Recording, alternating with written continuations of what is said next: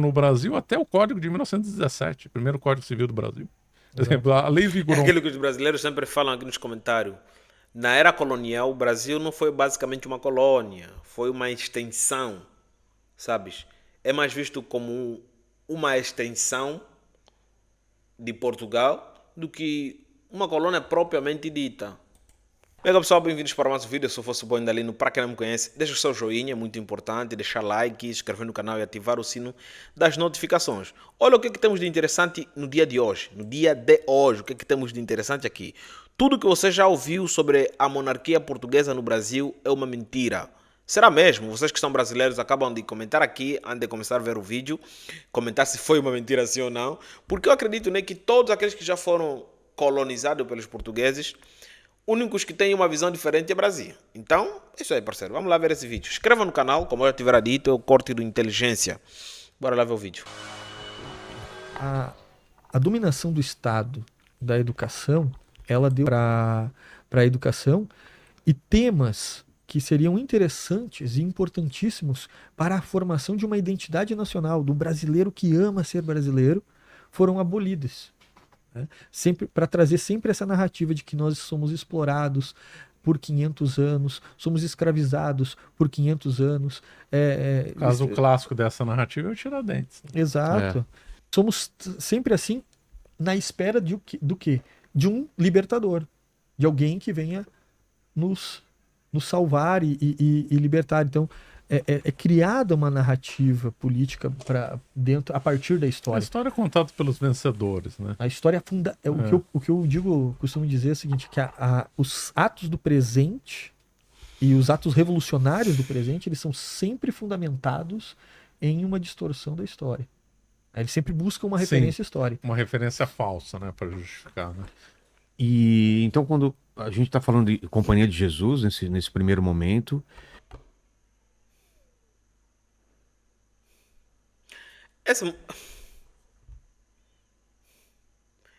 Está desmerecendo a comunidade dos calvos. Como é que ele está a fazer cirurgia capilar? Está desmerecendo a comunidade dos calvos. E depois, na colonização, como a primeira diocese, como que funciona? Como que a gente parte daí para frente?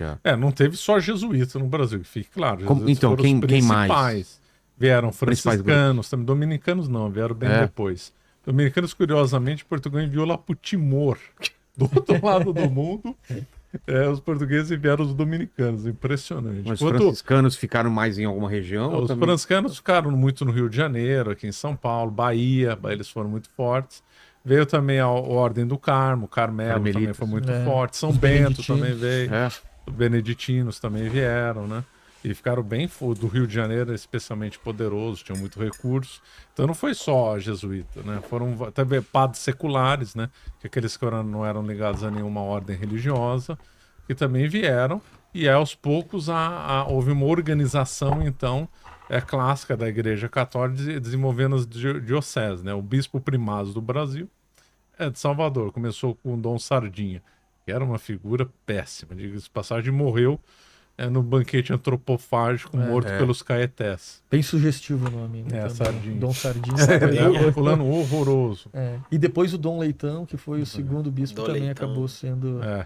Então ele se organizou, né? Então se organizou um bispo, depois mais um bispo, aí ficou uma estrutura clássica da Igreja Católica. Então as coisas foram se organizando dessa forma. Tinha que se reportar a sempre a Roma, sempre. Era, a Bahia ali era a diocese do Brasil, Salvador era a primeira diocese do Brasil, e existia só uma diocese, então, para toda a nação. Agora eu não lembro qual época, depois veio a diocese do Rio de Janeiro, e foi fragmentando, São Paulo, mas por muito tempo, durante esses primeiros anos, somente Salvador ali, e aí tinha o bispo de Salvador que prestava obediência ao Papa. Né? Ao Papa. E agora a coisa era muito ligada ao Estado, né? Portugal tinha o padroado, uma coisa pouco lembrada. Como Portugal teve esse projeto missionário, a Espanha também teve esse projeto missionário, então houve um acordo entre a Santa Sé e Portugal, no qual o próprio rei de Portugal, depois aprovado pelo Papa, obviamente, indicava os bispos, né? Então indicava o bispo do Brasil, o bispo da África, indicava até o bispo de Pequim, veja só.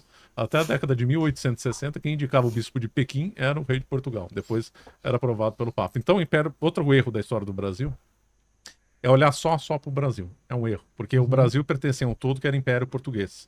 Até 1822 a gente era parte de um todo. Um erro gravíssimo você estudar só a história do Brasil sem fazer o que estava acontecendo no Império Português na mesma época.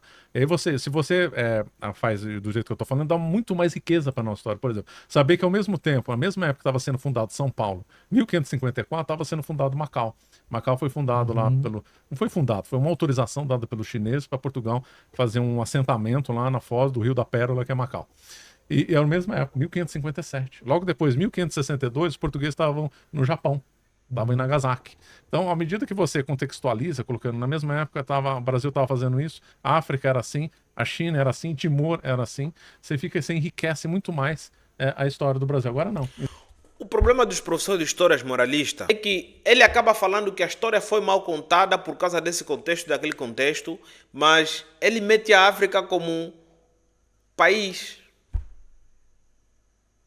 Macau falou como cidade, mas a África falou como país. Por que ele não fala, por exemplo, as colônias que estavam no continente africano? Porque afinal de contas é um professor de história. Palavras não podem fugir da sua boca, principalmente o contexto, entendeu? Essa é uma das coisas que mais me incomoda nos contadores de histórias moralistas, que acabam se esquivando de assuntos delicados para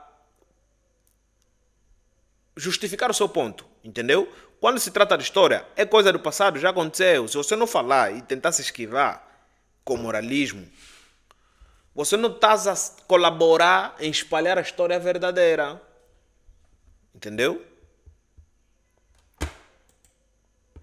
Ensina para criança mil. É que nem os professores de geopolítica. Eles se esquivam da África, do continente africano, se esquivam do continente africano. Falam de todas as guerras, até daqueles do Império que já não, puta que pariu, que já não existem. Mas quando está a se tratar da África, ficam pisar em ovo. Você não está a ajudar ninguém desse jeito. Não estão mesmo, rapaz. Entendeu? Às vezes é preciso falar para romper tabus. 500, 1800, é isso que eu penso. Nem sabe que as relações do Brasil com Angola, que eram extremamente próximas, isso aí é pouquíssimo abordado, a ponto de Angola querer se unir, uma parte de Angola, querer se unir ao Brasil em 1822. É Cabinda. Para quem não sabe o que ele está falando, parte de Angola querer se unir com Angola é Cabinda. Parte da Angola querer se unir ao Brasil. Até agora tem lá movimentos que dizem que querem se unir ao Brasil. Eles eram liames muito fortes que o Brasil tinha, chinesices, né, que influenciaram a nossa decoração de igrejas até em Ouro Preto. Tudo isso acaba enriquecendo a nossa história e tudo isso é esquecido. E essa questão do padroado é interessante porque realmente mostra o seguinte, não foram só os jesuítas ou só a igreja ou as ordens religiosas que evangelizaram o Brasil, mas foi o próprio Estado português que com dinheiro dos impostos portugueses financiava igrejas, financiava a fundação de escolas, financiava a construção de mosteiros, todos eles de hospitais, de orfanatos, todos eles com o objetivo de ajudar as pessoas, que era bem aquele princípio medieval teocêntrico, onde o rei se convertia e como um processo civilizacional, mosteiros e escolas eram sendo fundados pelo próprio Estado. Então isso acontece também aqui no Brasil. Então é como se nós tivéssemos uma cristandade medieval no Brasil, ou seja, um período onde o poder espiritual ele estava acima do poder político, que estava acima do poder econômico. O poder espiritual conduzia todas as coisas. Que é uma hierarquia, inclusive correta, deveria ser assim a divisão da sociedade. Porque, da mesma forma que São Paulo escreve que o ser humano ele possui um corpo, uma alma e um espírito, ou seja, o espírito ele está acima do corpo e da alma. Nosso Senhor disse que os verdadeiros adoradores são aqueles que adoram em espírito e verdade. São Paulo escreve as cartas aos Coríntios dizendo que nós devemos seguir o espírito e não a carne. Então mostra, o espiritual é maior do que os outros. Então, o espírito ele tem uma referência ao poder espiritual. A alma tem uma referência ao poder político. E o corpo, aquilo que é produzido, ele tem uma referência ao poder econômico. Então, essa hierarquia social, ela era uma hierarquia que existiu um tempo no Brasil, que foi a hierarquia da alta cristandade medieval, que formou a civilização ocidental, a qual nós hoje pertencemos a essa civilização, e que hoje nós vivemos a total inversão disso. Hoje o poder econômico controla o poder político, que controla o poder espiritual. Nós temos uma total inversão desse papel hoje da sociedade. Por isso a sociedade hoje ela está tão desordenada como nós vemos. Então, olhar para a história do Brasil, percebendo essas coisas e colocando isso nesse contexto todo, a gente percebe a grandeza também do que foi Portugal. Aí você para com esse princípio errado de achar... Era uma nação atrasada, uma nação só preocupada em explorar. Que deveria que era a Inglaterra que era boa, né? A gente foi colonizado Né? Chegaram aqui os portugueses e os espanhóis, que eram as duas maiores potências mundiais da época. Nessa época, a Inglaterra estava perdida. A França totalmente desorganizada. A Holanda nem se fala. Então, há Foi nessa época que a Holanda também, anos mais tarde, começou a invadir territórios portugueses. Já invadiu Santa Catarina. Para quem não sabe, foi basicamente uma invasão, onde eles lá se perpetuaram por pouco tempo. Ficaram, aliás, não se perpetuaram. Ficaram por pouco tempo e depois foram escorraçados lá pela força portuguesa. E eles também estavam aqui em Angola, estavam em Benguela, estavam no Kwanza Sul. Quase no mesmo período que eles foram escorraçados lá da América Latina, que hoje figura Brasil, é que eles pularam de lá e vieram para cá. Nessa sequência, eles ficaram aqui em Angola mais ou menos 6 a 7 anos. E depois os portugueses vieram do interior com a ajuda dos nativos, conseguiram correr todos os holandeses. Na província de Benguela e na província do Kwanza Sul. Também teve alguns que estavam em Luanda, que também na mesma foram escorraçados. E tem outras, né? Tem outras colônias, por exemplo, francesas, que também já foram invadidas pelos holandeses. Então, quer dizer, os holandeses nessa era colonial, no século XVI, XVII, já não tinha mais aquela relevância, né? Porque a Inglaterra começou, que foi tudo criado pelo Caio Prado Júnior, naquele livro História Econômica do Brasil, de achar que... Caio Prado Júnior é um marxista fanático. E de achar que o Brasil, ele é... Falou com desdém, cara. Ele falou com desdém. Caio Prado Júnior é um marxista fanático. Tô gostando dele. Tô gostando desse tio careca. E de achar que o Brasil, ele é uma colônia, ele é um país subdesenvolvido por ter sido uma colônia de exploração, quando, na verdade, os Estados Unidos e o Canadá, como foram colônias de povoamento, eles se tornaram desenvolvidos. Bom, se essa premissa é correta, então por que o Suriname hoje não é uma potência mundial? Por que a Guiana Francesa não é uma... Por que aquelas ilhas do Caribe? Por que Trinidad e Tobago não... Jamaica. Haiti. Porque a Nigéria também não é colonizada pelos ingleses. Então, isso aí foi um erro grotesco e que é passado todos os anos. Né, e é uma coisa completamente errada isso, porque de novo é uma coisa anacrônica, porque esse conceito foi desenvolvido no século XIX, principalmente por um francês chamado Leroy Beaulieu, que era adepto das teses do Adam Smith. Na realidade, se a gente for rastrear a origem, o problema começou com o Adam Smith, né? Querendo interpretar a história mais de forma materialista. Ele era um fanático defensor do mundo anglo-saxão e tinha preconceito com o mundo ibérico. Então ele começou a dizer que as colônias do mundo anglo-saxão eram melhores do ponto de vista civilizacional que as colônias ibéricas. Esse conceito foi para o continente, né? Porque o Adam Smith das britânicas chegou em mais de alguns pensadores, 2, 3, mas o principal foi o Leroy Beaulieu. Ele escreveu então um tratado defendendo então a tese que havia duas classes de colônia, de exploração e a de povoamento. Há dois erros nisso daí, de análise. Primeiro é pegar um conceito do século XIX e extrapolar lá para o passado. Isso não faz o menor sentido. Né? E o segundo que o conceito em si é completamente errado, porque você não consegue explorar... São análises anacrônicas, né? Um lugar sem um mínimo de povoamento. E você também não consegue povoar sem um mínimo de exploração. Exato. Então o conceito é falso. E depois alguns aí se debatem com a palavra colônia. Né? O dicionário feito em Portugal no final do século XVII, esqueci o nome do autor, 1690, alguma coisa, colocava colônia, não no sentido dado pelo Leroy Beaulieu, obviamente, porque não havia o conceito. O conceito é do século XIX. O dicionário usava o termo colônia no sentido romano, que era sinônimo de povoamento. Então, quando os portugueses se diziam assim, a colônia de Minas Gerais, colônia da Bahia, eles chamavam povoamentos daquela região. E o nome que se dava ao Brasil não era colônia do Brasil, era Estado do Brasil. Né? E depois tem um grande estudo feito pelo José Pedro Galvão de Souza, foi um dos maiores juristas do Brasil, infelizmente esquecido. Ele comenta, olha, se o Brasil de fato era uma colônia de exploração e estava em segunda classe em relação a Portugal, isso daí deveria ser refletido na lei portuguesa, né? Na lei de que valia para Portugal e para o Brasil. Se você estabelece uma hierarquia, eles são os explorados, nós somos os bons, os tais, isso aí devia espelhar na legislação. Não tem isso. Não tem em nenhum lugar na legislação portuguesa que condena o Brasil a uma subvergência. O que valia para o cidadão aqui do Brasil, valia para Portugal. Como é que chamava os brasileiros? Português do Alemar. Português do Brasil, português do Alemar. Português do Alemar, que era uma mera designação geográfica. Exatamente. Não havia distinção. As ordenações filipinas, alguns capítulos das ordenações filipinas duraram no Brasil até o Código de 1917, primeiro Código Civil do Brasil. Por exemplo, a lei vigorou... É aquilo que os brasileiros sempre falam aqui nos comentários. Na era colonial, o Brasil não foi basicamente uma colônia, foi uma extensão, sabes? É mais visto como uma extensão de Portugal do que uma colônia propriamente dita. mais tempo no Brasil. Como o que aconteceu, por exemplo, aqui em Angola. Do que em Portugal. Era o mesmo código que valia para Portugal e para o Brasil. E esse princípio de colônia, eu sou do Rio Grande do Sul, né? Então a gente tem lá, vai para a Serra de Gramado, colonização alemã. Você vai para a Itália, para o Vale dos Vinhedos, ali Bento Gonçalves, Caxias do Sul, colonização italiana. O termo colônia, não tem esse teor pejorativo que foi dado quando se fala dos portugueses chegando aqui. Colônia simplesmente significa um grupo de pessoas que povoou esse lugar. Então, esse é o problema da ideologia, porque ela não se refere a questões da realidade, que são vistas dentro daquilo que você percebe na realidade. Então você olha para as pessoas que são de colônias, eles não têm nenhum teor pejorativo. Inclusive, de poupamento. E graças a eles, hoje, nós temos ali um grande desenvolvimento no país inteiro. O teor colônia se tornou pejorativo por questões raciais, entende? Porque no passado, lugares, né, como ele disse aí, colônia significa povoamento. Lugares que eram chamados de colônia eram lugares onde tinha pessoas que não eram caucasianas, entendeu? E era habitada por caucasianos e por si só eles se achavam superiores ao ponto de tentar ensinar a cultura que eles transportavam para aquela população. Então, se a gente entrar sem mimimi, vamos entrar num panorama, por exemplo, assim,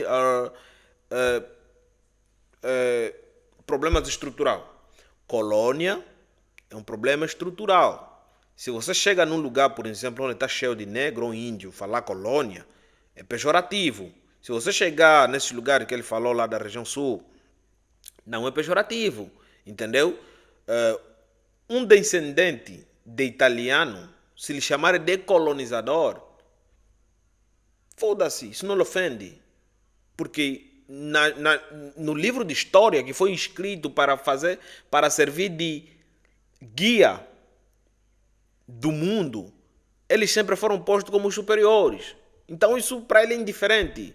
Mas se você chegar num índio ou num afrodescendente e falar colônia, não lhe direcionar, por exemplo, lhe dar esse adjetivo de colonizador, só falar que, olha, você vive numa colônia, ele vai entender que está dentro de uma prisão. Entendeste o que eu estou a te falar? Então, isso é um problema estrutural, que não é discursinhos que vão mudar, por exemplo, esse problema estrutural. Quando estamos a falar de problemas estruturais, são problemas que em cima dessa ideia foi erguido estruturas, como por exemplo estruturas educacionais, estruturas culturais, estruturas sociais, que ligam o mundo hoje. Tem um vídeo onde eu falo muito bem sobre essa questão toda de ofensas, de volta para sua terra ou não e blá blá blá, no canal 41. Seria muito legal se vocês forem ver. Hoje, finalmente, eu vou meter o link na descrição. Vão lá, clicam naquele vídeo, vão ouvir o que eu disse lá. O africano, por exemplo, se ofende muito quando falam que você é negro, ou todo negro se ofende muito quando falam tudo isso, né? Por causa da própria África, entendeu? Não, por exemplo, assim, como é que eu vou falar nesse canal? Mano, vamos só no canal 41. O problema é que a África não tem uma vaidade para entregar. Como, por exemplo, esses descendentes de italianos, descendentes de alemãos que vivem na região sul do Brasil. Por exemplo, eles não se ofendem com alguns estereótipos. Mas se você for para a Bahia usar alguns estereótipos, entendeu? Naquele vídeo eu explico muito bem. É porque a África não está preparada para receber ninguém. Já a Europa está. Se você chega num descendente de europeu e falar volta para sua terra, ele não vai se ofender, porque ele tem onde voltar. Já na África, entendeu? Vão lá ver esse vídeo, é muito bom, muito legal esse vídeo. O outro grande problema desse termo foi que eles confundiram muito aquele neocolonialismo do século XIX, achando que aquilo que aconteceu no século XIX ocorreu no século XVI. Então eles trazeram toda aquela ação da Europa sobre a África, aquela divisão, de fato aquela busca pelos metais. Foi exatamente isso que Portugal e Espanha fez. Não. Exato, concordo com ele nessa parte. Não foi isso. Tanto é que os professores de histórias angolanos, que já tive conversa com eles, acabaram me dizendo que a era colonial diferente do que está escrito no livro de história, só começou no século XIX. Depois da Conferência de Berlim, é aí que deu-se a primeira pedra do colonialismo aqui, em certos países africanos. Não, por exemplo, aí África do Sul. África do Sul não. Por exemplo, Angola. A era colonial começou no século XIX. Foi totalmente irregular. Também o que valeu para a Inglaterra não valeu para Portugal, o que não valeu para a Itália, também foi totalmente desigual. E aí colocam no mesmo saco coisas que não fazem sentido. Mas isso é fruto da ideologia. Então você pega um conceito moderno para construir uma narrativa e extrapola esse conceito para o passado, coisa que não totalmente anacrônica, errado, não havia isso na época. Exatamente. É estrutural. Isso é que podemos chamar de problema estrutural. Construir uma sociedade na base de conversa fiada. Entendeu? Esse vídeo começou falando sobre orgulhosamente brasileiro. Eu entendo o orgulho que os brasileiros têm, mas tem muita gente brasileira que tem síndrome que vocês brasileiros chamam de vira-lata, que criticam torta direita o Brasil, buscam nacionalidade europeia, torta direita, sabe? Ignoram o Brasil, desprezam o Brasil e só depois que estão desprezados lá fora é que acabam valorizando o Brasil. Também tem um vídeo no canal 41, eu falei sobre isso. O canal 41 muito fascinante. Vamos lá ver, pessoal. Tudo isso com o objetivo quê? De fundamentar um ato político do presente. Exatamente. Então, eu quero libertar vocês, porque vocês estão presos, são escravizados, esse país é corrupto desde os anos 500, né, de 1500. Nós precisamos de uma revolução agora. Então, os atos revolucionários, por isso que você comentou ali, essa destruição dos bandeirantes, tudo isso, esses atos políticos, são frutos desse olhar para o passado com um viés ideológico, com uma percepção inteiramente política e econômica. Então, nós aprendemos a história assim e continua sendo ensinada desse jeito. E nós estamos passando de geração em geração de um povo que não conhece a grandeza da sua história. Né? E aí Exatamente. a gente olha para o Império, por exemplo. O Império também é tão atacado, né? Que é absurdo a maneira como a visão que se tem hoje sobre de pensar que até isso tem... Tô percebendo que as pessoas estão tomando mais... Estão melhorando, melhorando. Se percebendo que a monarquia não era tão ruim assim como foi ensinado. Né? Mas se construiu uma ideia de um monarca explorador, controlador. Eu nunca vou me esquecer o dia que eu fui visitar Petrópolis e fui até a casa ali de Dom Pedro II, tudo, visitar aqueles lugares, todo o museu do Império, e havia uma mulher, tudo isso custas do nosso dinheiro e do nosso ouro. Aí eu não me aguentei, eu fui obrigado a virar para ela, mas eles não gastavam por ano o que só o STF gasta hoje. O que só os deputados gastam hoje, eles não gastavam no ano todo. Então as pessoas não têm essa percepção, né? E acabam caindo naquela lorota. Aliás, naquele palácio lá tem uma coisa curiosa, né? Porque eu fiz lá uma visita guiada, que todo mundo deve fazer, é bem interessante, o palácio é imperdível lá em Petrópolis. E aí a moça que estava nos guiando, né, que também era visivelmente de esquerda, falou assim, não, porque aqui era um lustre bacaná. Aqui, essa maçaneta, ela era de cristal. E havia um monte de lustre que não estava mais. Aí eu perguntei assim, ué, isso aqui era... Quem que levou embora? Quem que roubou? Ah, quando veio a República, eles roubaram. Aí eu falei assim, então já sei. Quer dizer, a monarquia construiu, a República roubou. Tá bom. Isso é uma coisa interessante. Eu sou guia histórico, eu já guiei o pessoal para Jerusalém, para Portugal. Fomos ano passado para França. E ano que vem vamos para a Espanha, né, fazer um guia histórico daqueles lugares.